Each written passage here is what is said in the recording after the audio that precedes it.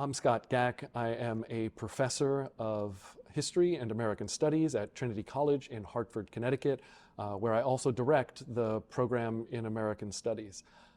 I am a 19th century cultural historian of the United States. I focus especially on race, violence, activism, and popular culture during that era. My most recent book is Born in Blood, Violence and the Making of America. Born in Blood deals with a violent tradition in the United States from 1750 to 1900.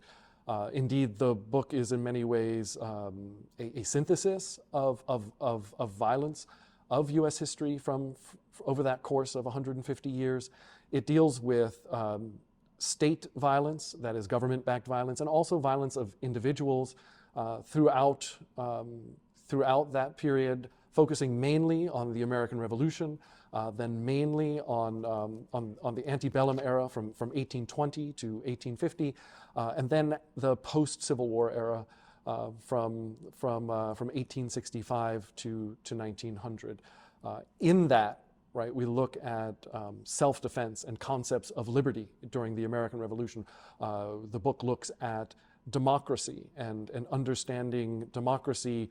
On one hand, right, it is talk about freedom and liberty and ability to participate in government, and on the other, there's a darker part of the American democracy, which is about intimidating, punching, killing people in order to secure your political authority in the United States. And the last section really looks to understand how capitalism and transformations in capitalism in the United States have contributed to other forms of violence, whether they be labor violence, new forms of anti-Black and anti-Asian violence that we see in that last period, and of course a grossly accelerated anti-Indigenous focus in the industrial era.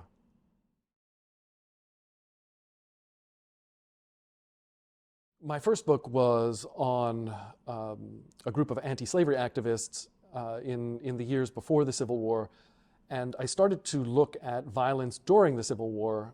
Right, 740,000 people died during the American Civil War, and I started to write about violence in the Civil War, and very quickly from that, I started to spiral out, right, to try to understand things and currents and themes that led up to that moment that may help us understand and grapple with the magnitude of loss and violence that took place from 1861 to 1865. And I soon saw kind of larger transformations, like things beyond the Civil War that needed to be addressed. And so that's where you get this kind of long overview of violence in the United States.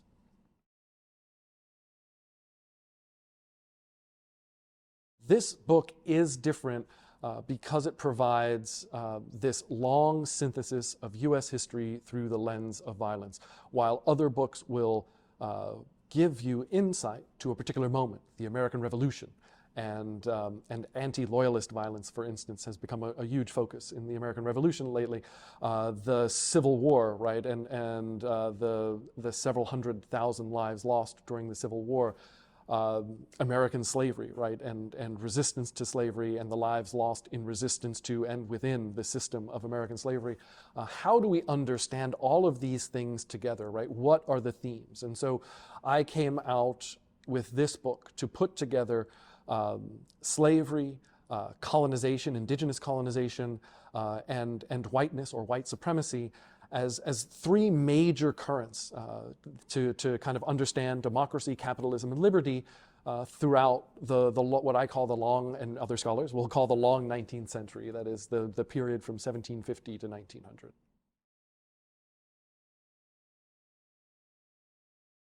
I've always been very interested in trying to reach as many people as possible with my scholarship, and Born in Blood is an attempt, right, to bring some of the challenging theories that are out there in violence studies to the general reader.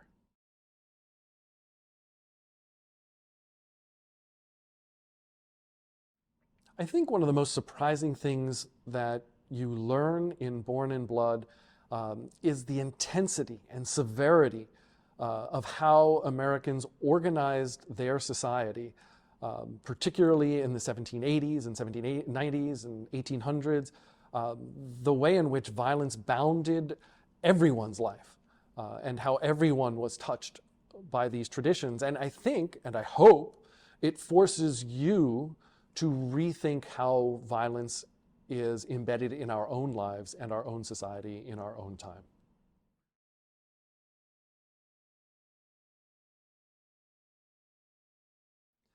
The main takeaway I want readers to grasp is that so many or so much of the violent tradition in the United States is the result of systems that we've created, right? It's not about one bad individual or several bad individuals or a bad, bad ruling group, a bad authority.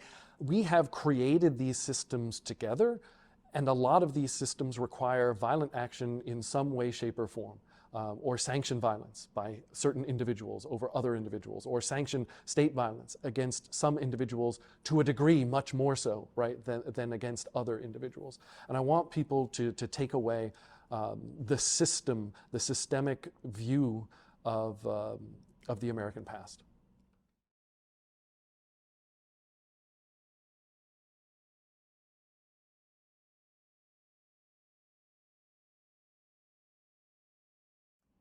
In my opinion, I think the strongest form of violence that still persists from our historical context is the state-sanctioned violence, particularly with the military and the armed forces. There was a quote in Born in Blood that we discussed a lot in class that talked about how the worst men make the best soldiers.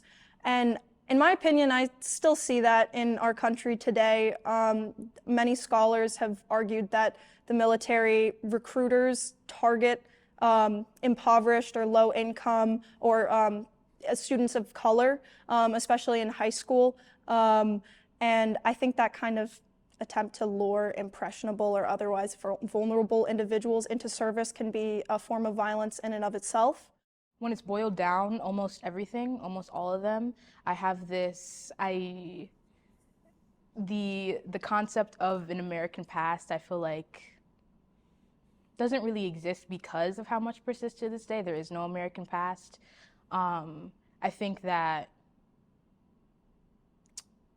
giving us some credit, the extremities of the ways in which we use violence sometimes is just less in America today, but I think overall, almost every form of violence from the American past persists to today.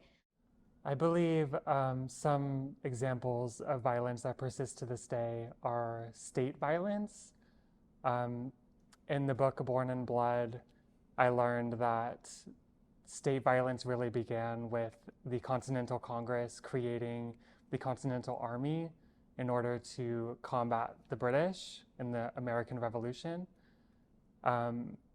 Also tied to that, exemplary violence, I believe, still happens today. Similarly, with the Continental Army, when George Washington took over the army, he implemented soldier punishment in the form of lashings and other punishments, as well as executing leaders of mutinies. So today, it may look a little different, but if somebody in this nation breaks a law, they can be put in prison, they can even be executed by the death penalty, as an example to dissuade other people from making the same decisions.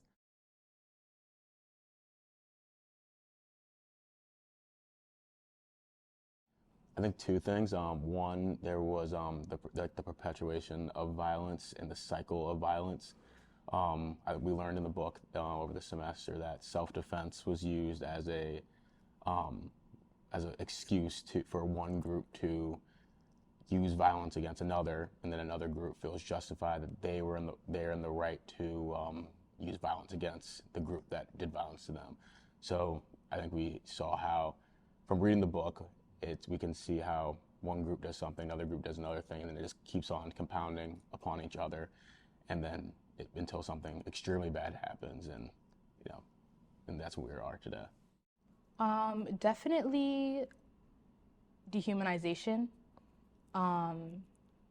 Looking back to our American past, and just thinking about slavery as an example, I think the main reason why it was so easy to dismiss the violence against Black people was because of the dehumanization of Black people. When you don't see people as human, when you don't see people as your equal, then you are just more likely to be violent towards certain groups of people.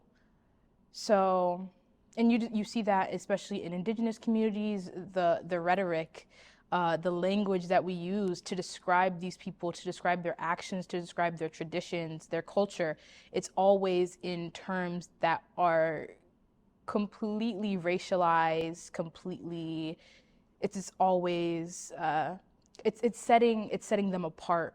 It's making them seem less advanced. And I guess another part of that then is white supremacy. Definitely white supremacy contributes a lot to violence in America, the most across all of our history. With the origin of our country, also came white supremacy, also came white religion, white tradition, white culture. And since it's so embedded in our country, it has continued. And when you have groups of people all over the world who set themselves apart from white ideals, white traditions, then they're automatically put in a lesser than box, in a non-human category. And that's what makes it so easy for us to be violent towards these groups of people.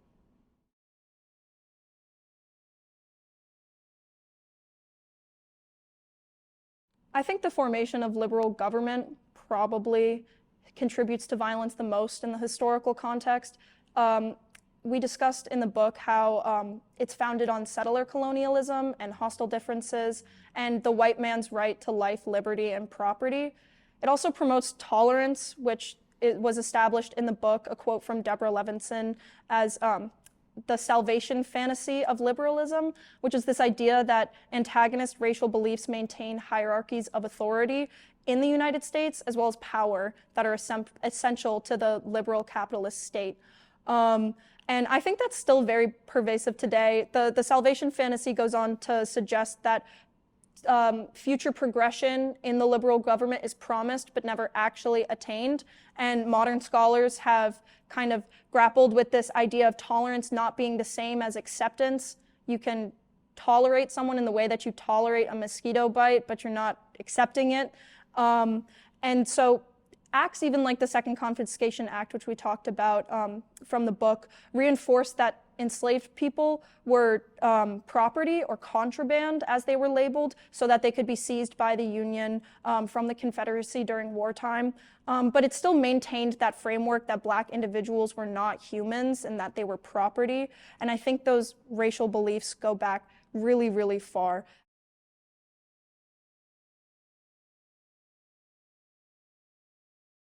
What I learned the most, and what I think the general public will learn the most from this book, is that the United States was built on violence. It was built on hate crimes against groups of people. It was built on using certain groups of people as a means to an end. And I think that by reading this book and for me taking this class, I got a better understanding of what it meant to be an American back then, and how those same principles and ideals still remain the same today.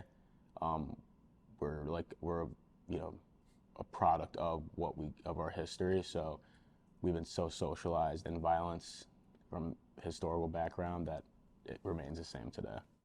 I think just that we have to acknowledge the past. We can't just kind of forget it or ignore it, because I think we have to learn from it and recognize what led to like certain kinds of violence or certain instances of violence, so that we can kind of prevent it from happening, or like teach current generations like how to kind of go down a different path.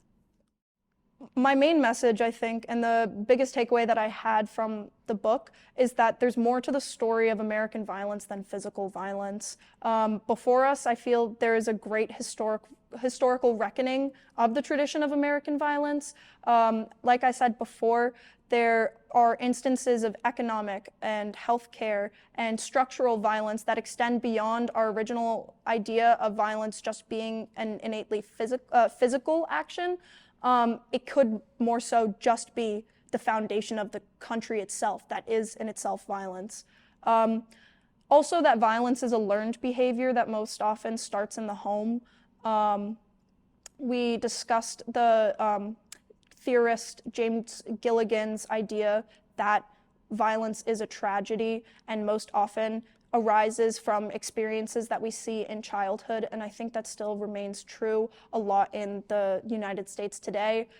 There's so many instances of individuals coming from impoverished communities that are overrun by gangs who just get looped into the gangs because it seems like that's their only option, that they don't have a just or an equitable access to education or recreation or things like that that might prevent them from going down those violent pathways, and instead reinforces to them that that's the only way that they can survive. And that's an extreme tragedy in my eyes. And finally, I think the biggest message from Professor Gack's book is that excluding violence from the story of America's history is an act of violence in and of itself. We discussed theorist Ned Blackhawk's idea of representational violence, that not reckoning with our own history of violence against Indigenous people specifically, but also African Americans and other people of color, that is violent in itself. It's negating our own history. It completely minimizes, I think, any progress away from a violent state that we have tried to attain today.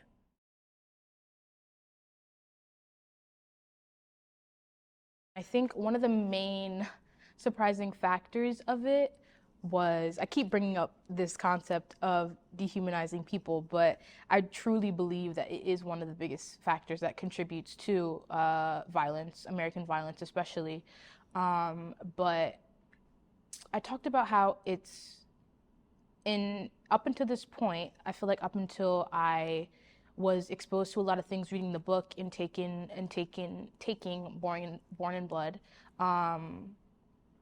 I think that even for me, it was easy to dismiss violence against enslaved people because of how dehumanized they were. And it's gotten to a point where it's even dismissed that that was a part of history. Dehumanizing people, period, is kind of seen as just like an American thing that happened, and like that's just that, and it's easily dismissed. But in this book, I was exposed to other forms of violence against white people, by white people, and I think that we aren't exposed to those forms of violence in American history because we can't as easily dismiss it, because they're not Black people, they're not Indigenous people, they're not people of color. And it's easy for us to look at those aspects of history and just dismiss it because it's just like, well, they weren't seen as human at the time. They weren't seen as people. But what about the people that were seen as people? What about the people fighting for our country? Why was the discipline, the torture that they experienced often not talked about? Because it can't be as easily dismissed. And that was definitely something that was very surprising to me throughout the content of the book.